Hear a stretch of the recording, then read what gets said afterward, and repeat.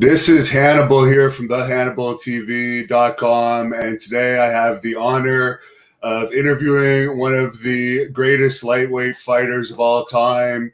He was an Olympic gold medalist at the 76 Olympics, undisputed light heavyweight champion for 3 years, lineal heavyweight champion for 4 years, 31 wins, only 1 loss. Excellent record. Michael Spinks, how are you doing today, sir? I'm doing all right. Long day for you today? Not really, not really. So how did you get into boxing? Well, my brother Leon, he went to the gym. Some brothers that lived on the 10th floor in the building that we lived in, they were the Westbrook brothers, and there was quite a few of them. And they took Leon to the gym, and Leon came back and said, "Mike, I've been to the gym."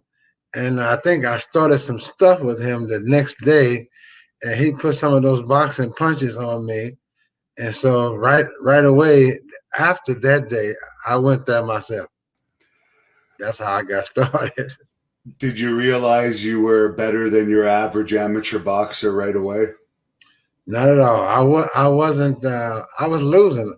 I lost in the first tournaments that I participated in. And I lost, and Leon I think Leon had won, and I think I did it for a couple of years, couple of seasons in a row. I lost, and I just thought it wasn't for me, so I kept going to the gym, but I wouldn't enter into none of the boxing matches that he had for me. And I think as I got older, I think I was able to, I guess, progress in the boxing field. What were some of the keys to your training as an amateur that allowed you to progress into the boxer that you became? Well, when I finally won a tournament, I worked extremely hard and I found out that hard work brings victory. I found out that if you work hard, you'll get the victory. So that's what I started doing, and I started winning. Now, what was your training consisting of as an amateur? I would guess road work, calisthenics, and sparring and boxing training. Yep, and I also ran up the steps. It was 11 stories in the building that I lived in, so I started running up and down the steps. I did about 3 times, just 11 stories. So that was quite a hike. How many miles would you run on average a week for your road work? Oh man, I think we had moved to the south side of St. Louis, and I would run back to the Pruitt-Igoe projects where I lived at first. I would run there and run all the way back across town. I ran to north and back to the south. Did your brother Leon help you out much when you first got started in boxing? Well, not really. Leon was doing his own thing. And I got in the ring with him one day, and he was beating me like he didn't know me. I thought your brother's supposed to take it easy on you. And I was crying in the ring as he was beating the daylights out of me. And I was saying to myself, I said, "This is my brother. He's beating me like he don't know me." And so, and then that stopped. You know, I don't know. I think my coach just wanted to see how I would fare up with my brother Leon. But I think a couple of years later, I don't think I was in boxing at the time, but I was still going to the gym. But Leon and myself, I talked him into putting the gloves on and spar with me. And it was a hallway that we lived, that was under where we lived. big long hallway. Anyway, me and Leon got in the square, and I beat him. Wow. And I saw I just remembered or saw just how I beat him. Leon punched real fast, and I was punching fast at the time. But as Leon slowed down, that's when I came out of my shell, because I would be blocking the punches most of the time. But once Leon slowed down, I came out of my shell, and I would beat him. So I found out some key advice in terms of how you do it, and that's what I did. Leon slowed down, I speeded up, and I beat my brother, and I slung the gloves off my hands, and I said, I beat your ass. And so that was the start of my doing all right in the ring. Is there any particular fight of your brother's that you enjoyed the most, or you were happiest about him pulling off a victory in? Is there what? Is there like one of your brother's professional fights that you enjoyed the most? Because I assume you watched them. Yeah. When he fought Muhammad Ali, and the thing was, Leon and myself, we always stood out in the audience, and we'd be hooping and hollering for one another to do well in that particular fight. And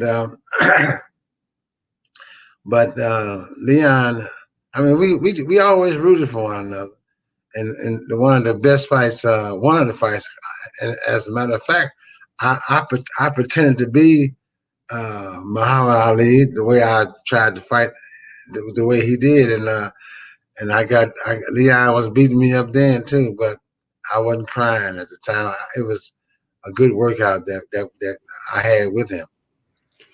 Now, there's a fan on here. This is a wrestling channel mostly, and I guess your brother appeared on a wrestling show in the 90s.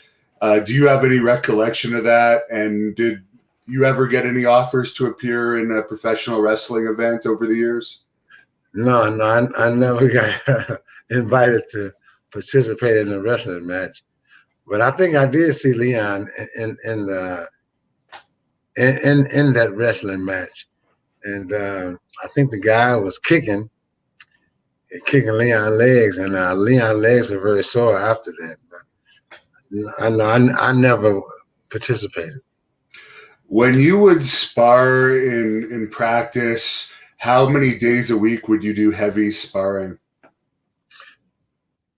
Well, you start off kind of slow. You start off, making. You start off maybe two guys. You spar with 2 guys, and then as time went on, the sparring picked up. I would spar with 4 or 5 guys, and one evening I go maybe 2 rounds with the first guy, 3 rounds with the second guy, sometimes 4 rounds or 3 rounds again, and then 3 rounds again. So it was. I mean, as you went along, you picked up you picked up the sparring rounds as you went along. There's a fan asking what Corey Spinks is up to these days. Corey lives in Florida, and I think he's at that gym down there. And I heard he was training boxers. He was doing that. And what's Leon doing now? Leon's living in Las Vegas, and I guess Leon just trying to stay healthy. I see. Now, you had a lot of amateur highlights. Of course, that was probably peaking when you won the Olympics in Montreal. Any particular fights or tournaments you won as an amateur that stand out to you? Yeah, when I first won my first national Golden Glove, that was in 19. My first time going was in '73, and then the following year, the reason why I lost in '73 was that I got tired in the fight. So I made it a duty to train harder the following year if I was to go, and I did go in '74, and the fight was the match was in Denver, Colorado, and I worked harder that year, that semester for the boxing, and I beat everybody in my hometown that I had to get in the ring with, and so I made that trip to the National Golden Gloves, and I won. And I won because I worked harder. The reason why I lost in '73 because I got tired. So I said, I'm not going to get tired this year in '74. So I worked harder and I got the victory. I won the tournament. And for the actual Olympics in Montreal themselves, any memories of what the experience was like coming to Montreal and pulling off that spectacular feat of winning the gold medal? Yeah, that was great because in January of 1976, I had a USA had a trip for boxers. I think we had about a couple of teams with us, at least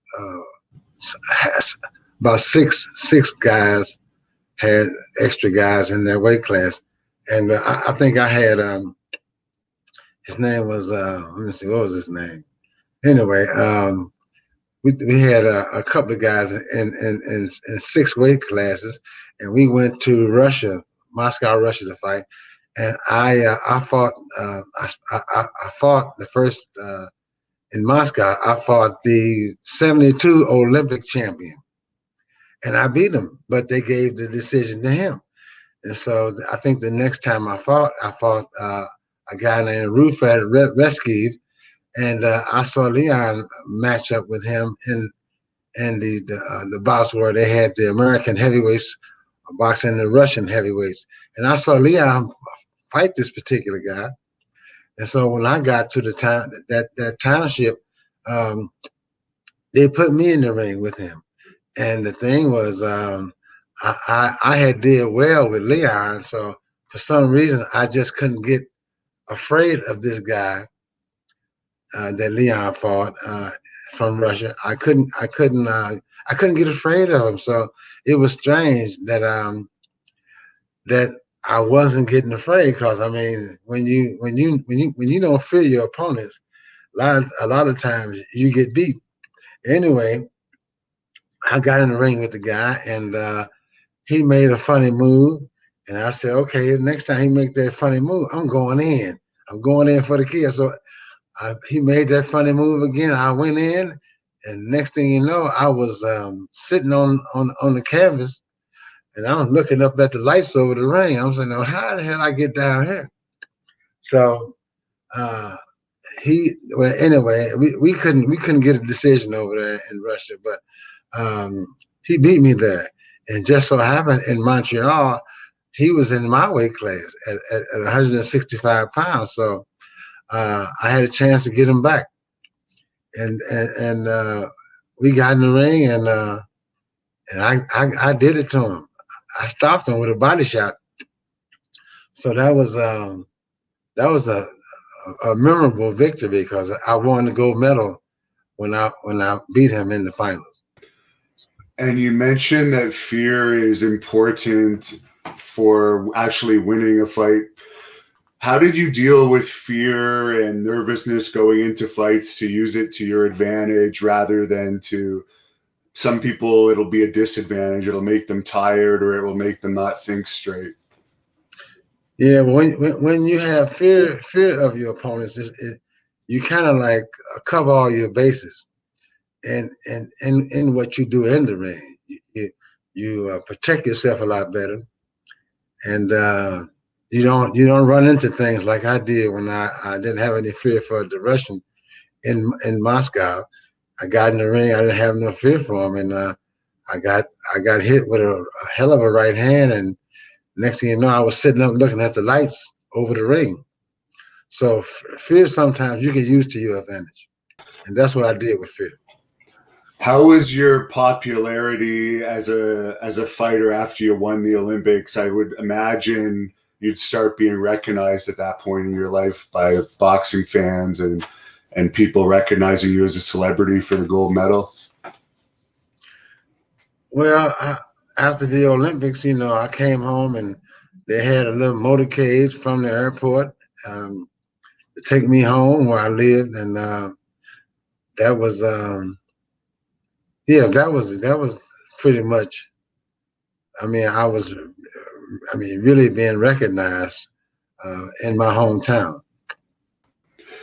And of course, you ended up turning pro, but I understand you didn't want to turn pro at first. What actually made you take the dive into the pro fighting game? Well, on the job, I was cleaning, and I fell asleep in the ladies' bathroom. It was graveyard shift, so it wasn't no women there. But anyway, I fell asleep in the ladies' bathroom. I woke up by my supervisor cursing me out real bad. And so I told him that, I know I made a mistake. I deserve, the scolding. But right then and there, I said, when I messed up on the job, I said I might as well go ahead and turn pro, because the guy was cursing me out really bad. And the thing was, I started to beat him up, but I didn't want to get in trouble for that. So I just decided to turn pro after that good cursing out he gave me. Did you have any big pro offers after winning the gold medal? Because I would have imagined that some fight promoters would have wanted to see you turn pro right away. Yeah, it was a guy, my promoter, Butcher Lewis.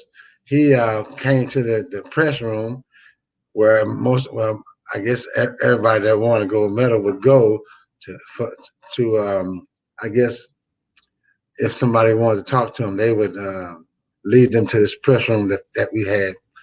And so that was it. Butch Lewis came to me and he asked me, did I want to turn pro? And I demonstrated to him what I felt like doing. And that was, I put my hands behind my head and I kicked my feet up on this chair. And I told him, this is what I feel like doing right now. At this particular time, I said, but if you want to give me your number, I said, I'll take your number. And if I change my mind, I'll give you a call. So that's how that happened. And the thing was, after I messed up on my job, the very next day I called him and told him to come on and talk to me, because I'm ready to turn pro. Did you have a contract when you turned pro for a certain number of fights, or was it just like a per fight deal? Yeah, he gave me. We had a contract, and it was so many fights he had on there, and how much money I was going to make. And you ended up getting a 31 fight win streak, which is incredible. What were some of the keys to your success as a pro fighter? Well, I trained hard because I found out the key to winning, and that was you work hard and you get what you want. That's what I started doing. I started working hard, and I trained real hard. Did my running. I went to the gym and boxed and did all the things that guys do in a gym. And the thing is, when I worked hard, I got what I wanted. And I found out the key to me was condition. And I think I won a national Golden Glove before Leon. And the same year, 74, after I won in March, Leon, the Armed Forces, they participated in the next tournament, and Leon won. So I put Leon on a win streak as well, because Leon had been going to the national way before me. I think Leon was going in 71 or 72, but when I went 73, I found out I found the reason why I lost. So I trained harder, and I got the victory in 74. So, and Leon, I guess he got embarrassed because he's the older brother, and Leon, he won the next tournament that was in that year of '74, and we started winning ever since. At least I did. I didn't. Leon kept on, but I didn't. I lost in both '75 finals in both of the tournaments. And what was your diet like? I imagine your diet must have been have to be pretty strict when you were doing light heavyweight. Yeah, well, I just ate the things. I put myself on a nice diet. I had cornflakes or shredded wheat, and then my mother, she cooked a lot of things that was non-fattening, and I think that was it. Did you drink raw eggs and stuff like we see in the Rocky movies? Yeah, I did that. I did that a few times. Yeah. Do you have any memories of your fight against Eddie Mustafa Muhammad where you won the light heavyweight title? Yes, I do. I remember that fight pretty well. I watch it every now and again at home because I got a DVD of that particular fight. I forget who gave me that, but I got me and Eddie Mustafa on the screen, and watching myself beat him. Is there any highlights? Did you have a victory celebration or anything after winning the title for the first time? Yeah, well, when I won, I mean, I was just extremely happy, and the guys that worked around me or worked with me, they were just as happy as I was. And after, when you became champion, you started appearing on some television shows and doing some appearances outside of boxing. How did you like kind of entering other domains in the entertainment field? Oh, that was all right. It was all right. I wasn't real crazy about interviews. I wasn't real crazy about that, but whatever it took, whatever I had to do from winning, that's what I did. It wasn't a problem. You appeared on the Jeffersons, didn't you, at one point? Yes. What was that experience? Oh, that was fun. It was a lot of fun to meet Sherman Hemsley and to do that particular thing with my friend Joe Frazier. I enjoyed doing it with Joe. Were you ever on Johnny Carson? I know in those days they had a lot of champions on Johnny Carson. I'm not sure. I can't think of myself doing Johnny Carson. I think I did. I'm not sure. I think I was on the Johnny Carson, so I'm not sure. Now, you had a 24-year-old wife that passed away, unfortunately, I think from a car accident. How did that affect you mentally and affect your training at the time? Well, that was hard for me because she had went to a palm reader, and she said that the palm reader told her that she would die young, and I told her that she got to rebuke it. I told her to rebuke that. What she told you, I said rebuke that so that you don't, But I didn't know if she was going to actually, die or not. But that particular night, I had to go to a press conference in Atlantic City with Braxton because I was getting ready to fight Braxton, and she wanted to go, but I told her that if she took too long, I'm gonna have to go because I got to be on time, and so she changed her mind, and I went on, and next thing you know, I think somebody called me. I forget who called me, but they called me and told me that she had died in a car crash. So it was kind of tough because it was the baby. I mean, the mother of my child that I had. I only had the one child with her, and it was tough. That was tough. So then I guess you had to find people to look after your child during your training and so forth. Did your parents or family help you out at all at that time? Well, I used her parent. I used her Sandy's parent to keep the baby because my mother, she was in St. Louis, and Sandy's mother was right there in Philadelphia. So I used her. I see. And a lot of fans want me to ask you about your fight against Dwight Mohammed Huey. I don't know how to pronounce it. Kwawi, something like that. Kwawi. Yeah. You beat him, so it doesn't matter. Right. But yeah, I boxed him a lot in Joe Frazier's gym because when he come out of the joint, he came to Joe Frazier's gym. I guess he was boxing in there, and me and Braxton, we became good friends. But I used to box him nearly every day, and it was tough. I think I helped toughen him up. I helped toughen him up for myself.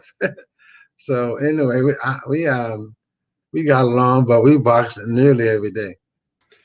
And I heard that you had a fight in Alaska, which you wouldn't find many world champions fighting in Alaska nowadays. How did that fight come about? In Alaska? Yeah. I can't recall that. Okay. It's on the internet, so maybe it's wrong. It sounded strange. I can't remember ever fighting in Alaska. Now, I know you were married, but a lot of fans on this channel like me to ask what the groupie scene was like in boxing. We know that world champions in all sports always have girls throwing themselves at them. Did you experience any of that over the years? No, I didn't get that lucky. I didn't get that lucky. But yeah, and I never been married before. Oh, okay. I had a girlfriend, but we didn't have a chance to get married. Oh, I see. Mm-hmm. So they weren't lined up for you at your hotel after your fights? No, but I think I had a few approach me, but to no avail. And you're very well remembered for your 2 victories over Larry Holmes. Could you share with us some of your memories of fighting him? I know a lot of people didn't give you a chance of beating him, and you proved them wrong. Yeah, well, I used to box heavyweights at Joe Frazier's gym when I couldn't get any boxing there, and the guy used to run the floor. That was Joe's. He was Joe's friend, but he worked for Joe. And he told me to start coming in at 12 o'clock in the afternoon, and I probably can get some boxing. I can work with the big guys, and I can get some work. So I started doing that. So I mean, when I had to fight Larry, I was like, I mean, I asked my promoter. I said, what we doing? He said, we fighting for the heavyweight championship. I said, really? He said, yeah. So anyway, I just went back in my memory bank. I said, you used to box heavyweights all the time. It's Joe Frazier's gym. I boxed Tex Cobb. I boxed a guy named Mike Kodnicki, and these guys were big. And but I used my little speeds, and I helped them with their with speed, and I got hit hard a couple of times by them big guys, but I was probably just a middleweight at the time. But I sparred with the guys in Joe Frazier's gym, so I for some reason I just went back there in my mind. I said, well, you did all right with them big old guys in Joe's gym. So I mean, you should do all right in the ring with Larry. So, and then I said, well, I'm just as tall as him. So, I mean, I'm not gonna be afraid. But I said to myself, I said, just bluff him first. Act as if you're gonna fight him toe to toe when the bell sounds for the first round. And so that's what I thought to do, and I did. I went straight to him instead of running around the ring, running from him. I just went towards him like as if I was going to fight him toe to toe, and he respected that because he didn't charge me or nothing. So I I think that's the strategy that I took into the ring with me when I had to fight Larry Holmes. So I just used my bluff. I bluffed him, and he responded, in a confident way for me. And so I just started getting comfortable in the ring, fighting him. And the more the rounds went on, the more comfortable I got. Was that probably your biggest payday fight up to that point when you fought Larry at heavyweight? Yes, sir. I guess there's probably more money at the heavyweight than light heavyweight. Yeah, and plus, not many light heavies. No, you didn't make that much money. You made a nice piece of change. It's according to the fight. If it was a big fight, I mean, you get paid, but yeah, heavyweights made more money. Did you spend a lot of money on your robes? No, I don't remember spending any money on them. I think Butch Lewis he got them made for me. Okay, so you got them sponsored probably, and your promoter helped with that. Yeah. Now, what was the reason why you didn't face Tony Tucker and you ended up fighting Jerry Cooney instead? Was that just because you wanted the bigger payday? Yeah, I think somebody tried to put some shice in the game because I was scheduled to fight who I wanted to. I could fight who I wanted to, and I think it was Don King that put the stuff in the game where he wanted me to fight Tony Tucker, but I wasn't scheduled to fight. I was scheduled to pick my own opponents. I didn't pick him, but Butch Lewis did. How was Cooney as a puncher? We've heard that he's one of the hardest hitters in heavyweight boxing at that time. Well, he hit me a few times, but I tried to stay out the way of Cooney's punches.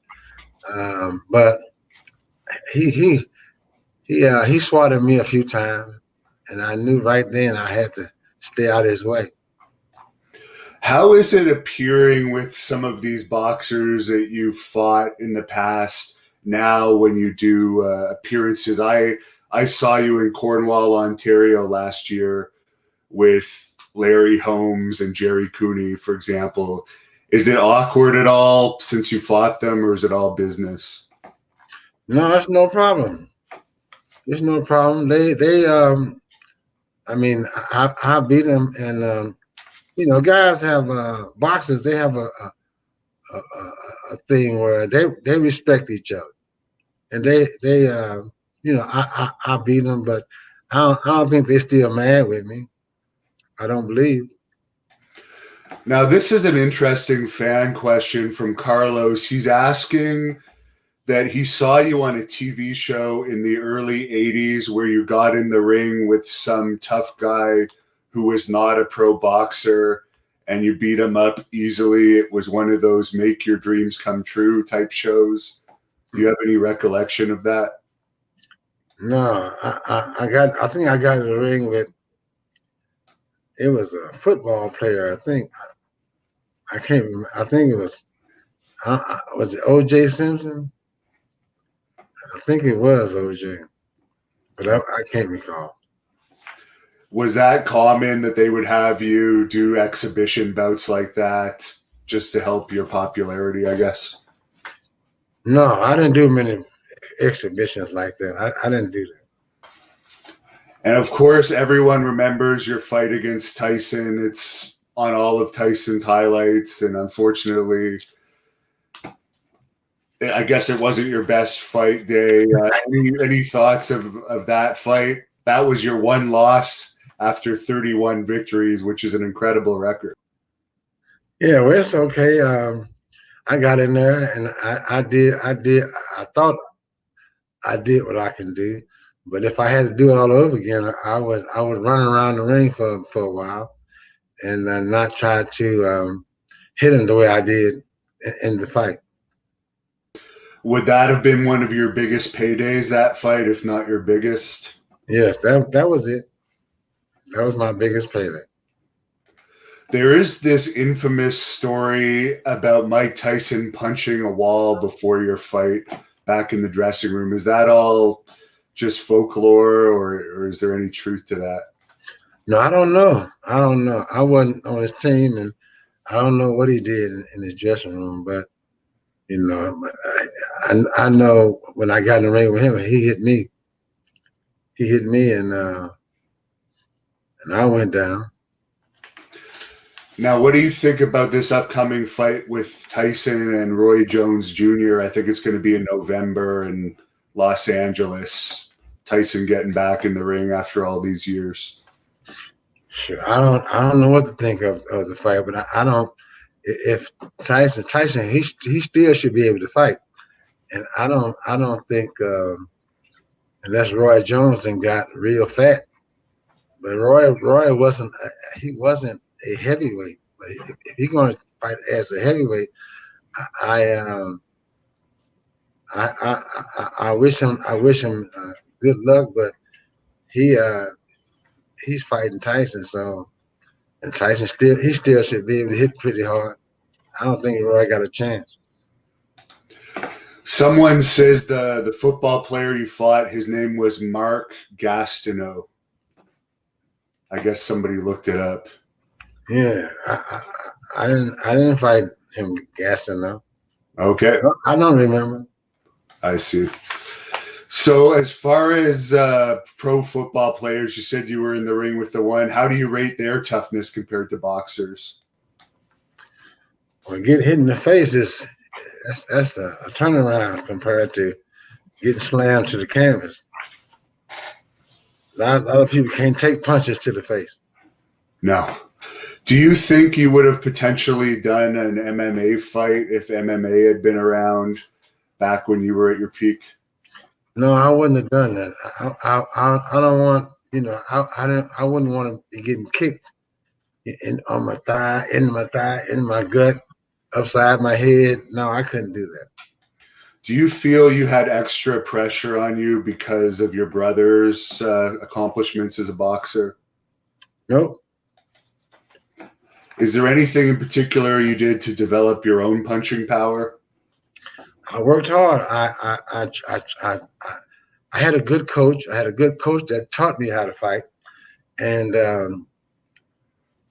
I just and I would go to the gym nearly every day, and he taught us how to fight well. Were you ever offered a fight with Evander Holyfield? No. Now, you were the first light heavyweight world champion to also become a heavyweight world champion. Is that a special accomplishment for you? Obviously, it probably is. Sure, yeah. Because I never thought a day that I would fight as a heavyweight. Now, I had boxed a lot of them in Joe Frazier's gym. And so when I did have to do that, I went back in memory and saw myself doing well in Joe Frazier's gym. So I figured I had a chance. Now, you retired after the Mike Tyson fight. Was that just because you had made your money, you still had your health, and you wanted to get out of the industry before something bad happened? No, the thing was, I said to myself, I said, if I ever was to lose a fight, I would hope it'd be my last fight. And it just so happened the fight that I did lose, it was, I was a heavyweight, and I couldn't see myself fighting as a heavyweight, getting punched by these big old guys. I was tall, but I wasn't that, I was kind of scrawny. I didn't think that I could take a lot of punishment by the big guys. Did you ever have any big fight offers that you turned down after the Tyson fight? If I did, Butch Lewis had got them, and but I had showed. I think I showed that I didn't want to fight anymore. How was dealing with Don King in your experience? Because we've heard Tyson didn't have the best experience. I didn't deal with him. Was your manager? No, Butcher Lewis was my manager. Okay. He was my promoter, and I never dealt with Don. Okay. So was he representing Mike Tyson when you fought Tyson? I think so. With Tyson, was it just that you weren't expecting the kind of power that he had? I saw the power he had.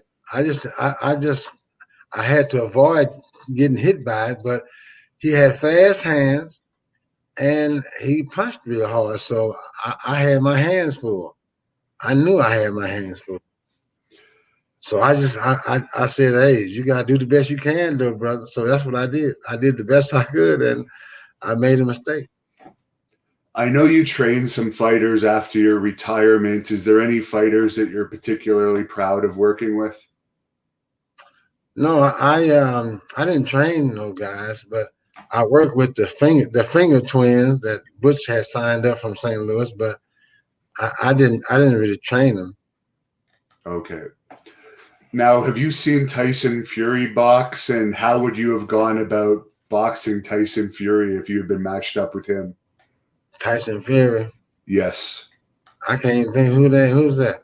He's 6'9". I believe he's the current. Oh yeah. That guy that yeah, they got in the ring and fought. Yeah. I don't know how I would have dealt with him, but I would have boxed. I'm sure I would have boxed and tried to avoid getting hit, but I'm pretty sure I would have did all right. What do you think about the state of boxing these days? There's still huge paydays, of course, but it seems like MMA might be a little bit more popular overall than boxing. Yeah, because the talent is missing in boxing. It's missing. So I mean, and you watching guys kick and punch and so I mean it's a little interesting, but it's not quite boxing. What are your thoughts on Vernon Forrest? Vernon Forrest. Yeah. I don't know who that is. Okay. I'm guessing it's another boxer. It was a fan question. Now, do you live in Delaware still? Yes, sir. Oh, wow. And I guess you saved your money pretty well from what I understand, and your health is good. Yeah, I did the best I could. I guess you're not married. You never ended up getting married? No, I didn't. What were your thoughts on the Rocky movies? Did you think they were good for boxing? I mean, it was entertainment. That's what it was, entertainment. For any amateur fighters that might be watching this, do you have any fight tips that you could share? Yeah, I got a fight tip. Hands high and chin down and hands high. Who was your toughest opponent that you ever fought over the years? Sure, I can't remember. I can't remember the toughest. I can't remember the toughest, but I can't remember the toughest fight I had. But I had some tough ones. Was there ever any talk of you fighting Ali? No, because Leon fought him. Leon fought Ali, and Leon beat Ali. How were the purse bids back in the days when you were fighting? Did the fighters have more control over them than they do now? Over the purse? Yeah. Shit, I don't think fighters really had control over any purse. You know, like Muhammad Ali. You know. I see. Mm-hmm. But the money was pretty good overall as a world champion, I would assume. Yeah, pretty good. You know, we were Olympians. A lot of time. I mean, so a lot of us got $10,000 for the first fight. coming out of the Olympics. So we had some good paydays. Some. Is there any pre-fight ritual that you would do before fights to get yourself mentally and physically prepared to get in the ring? Yeah, I would get on my knees and pray. I guess it worked. Yes, it did. Yes, it did. Because I sure enough depended on the Lord to make sure I didn't get hurt, and I didn't want to hurt nobody either. When you were fighting, when would your last meal of the day be before getting in the ring? Because obviously I know most fighters don't want to fight with anything in their stomach. Well, I used to eat a steak, but then I started. I got involved with this nutritionist guy named Mackie Shieldstone, and I developed better eating habits. I'll eat some chicken instead of the filet mignon or the big New York steak. But I learned with Mackie. Mackie helped me out with eating, and a lot of times, I wouldn't eat heavy, or I would eat kind of light, where I was able to perform without having any problem. Do you follow Demetrius Andrade at all? I don't think I know who that is. Okay, it's another boxer. A fan was asking you that. There's another fan that's asking you if there's any opponent that you thought you would destroy, but he ended up being a really tough fight. No, I never doubted what could happen to me in the ring. But I just had to prepare myself for whatever. How did you get the nickname The Jinx? From my boxing promoter. He just thought of our last name, Spinks, and he just put the jinx on there. How did your workout routine change when you moved up to the heavyweight division from light heavyweight? Did you lift heavier or anything? Oh yeah, well I lift a little bit, but I started sparring. I started sparring with nothing but heavyweights. I mean, big guys, and you talking about? That was tough. That was tough sparring with the heavyweights. but I made it through it. I made it through it. I got I got cuts and bruises, and but I made it. And I was smaller and I was a little faster than a lot of the guys that I sparred with, but I got hit pretty hard, and I made it through it. It was a lot of tough heavyweights I sparred with. Is there any fighters from today's boxing scene that you would like to have fought if you were still in your prime? No, I never picked my opponent. I left it up to my promoter. Okay. There was some type of lawsuit with your promoter after he passed away. Did that ever get sorted out? I can't recall. Now, apparently a fight was proposed between you and Matthew Sad Muhammad. How would you have boxed him if that ended up happening? Well, me and Saad came to Joe Frazier's gym one day, and he wanted to check me out. I had just got to town out of St. Louis, and I don't know what made Matthew Saad Muhammad want to come check me out, but he came to Joe Frazier's gym and wanted to work with me and work out with me, get in the ring and box. And I think he had made a mistake, but I saw he was strong. He had some good punches, but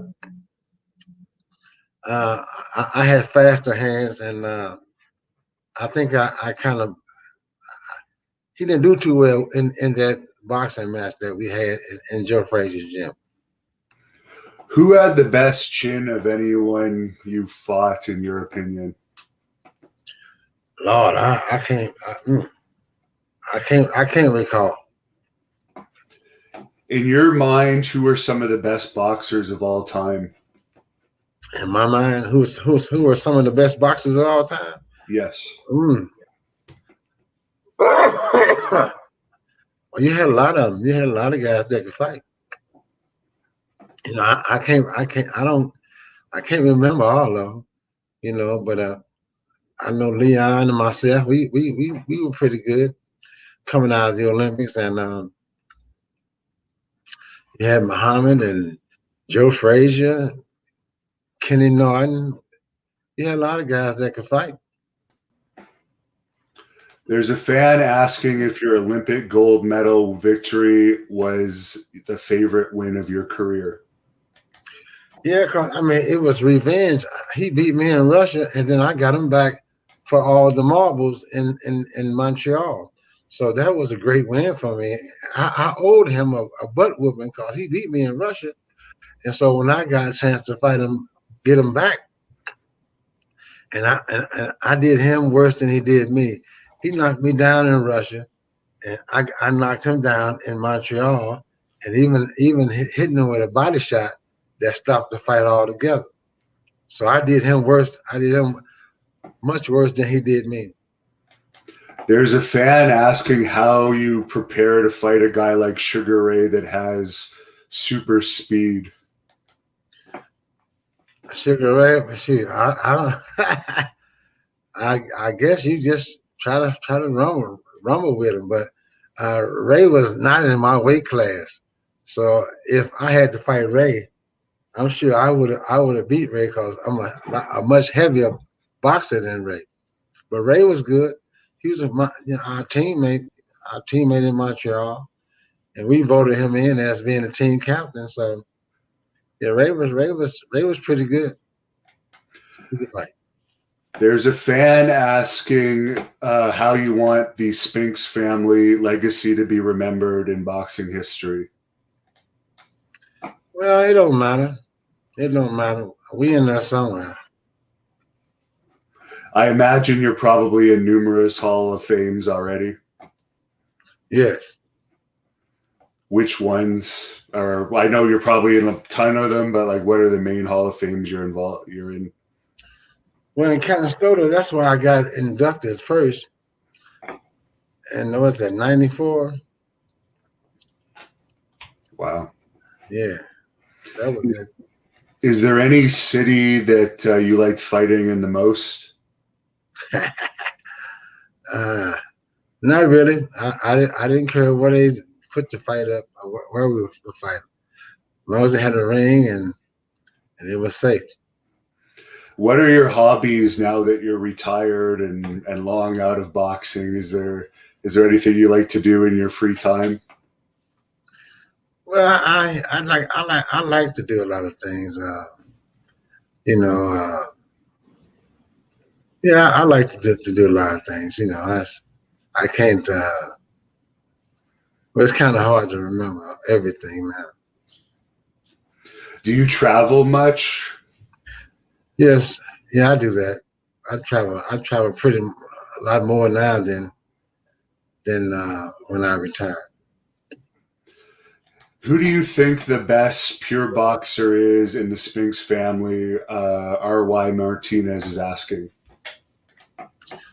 Who was the best? Who was the best pure boxer of your family? Shoot, I guess Leon, myself, and Corey. I guess you all supported yourself, and there wasn't really that much competition between you guys. No, it wasn't that much competition. Leon and myself were good friends. That was my big brother, and Corey was his son. So Corey was like a little brother to me. Do you have any social media or anything where fans can look you up and follow what you're doing? I think you have a Twitter, I heard. Yeah, something like that. Something like that. I'll look it up and put it in the descriptions for the fans. Is there anything you'd like to say? to the fans? Oh, sorry. What's that, Nick? Do you have his Twitter? Is there anything you'd like to say to the fans, Michael, that have supported you and have been watching this interview? Yeah, I appreciate them from rooting for me when I was in the ring. Now, I'm just a very amateur boxer. I like to work the heavy bag. Is there any heavy bag drills you would recommend just for my personal knowledge? Yeah, well, you don't punch down at the bag. You punch high, in case you're fighting a taller guy. That's how we did it in St. Louis. Our coach told us to punch high, so you can keep your hands up. What's your favorite combination, or maybe your top 3 combinations? Well, the 1, 2, 3. Jab, right hand, and left hook. You keep it simple. Mm-hmm. Any keys to the body shots? Any keys to the body shot? Well, you're hitting right in the middle, solar plex. Punch right there. Did you do much liver shots when you were fighting? Well, if I could, a lot of times you shoot for the liver. Sometimes you hit the elbow, and that hurts your hands. Kind of hurts your hands. So, I mean, the thing was, I was a headhunter. And only after I had him concentrating on me, hitting him upside his head, then I would throw a body shot. And 9 times out of 10, I would land that punch right in this solar plex or in his gut. Are you familiar with Deontay Wilder, who's been having the series of fights against Tyson Fury? Yes. There's a fan on here asking, in your opinion, what does Wilder need to do to beat Fury?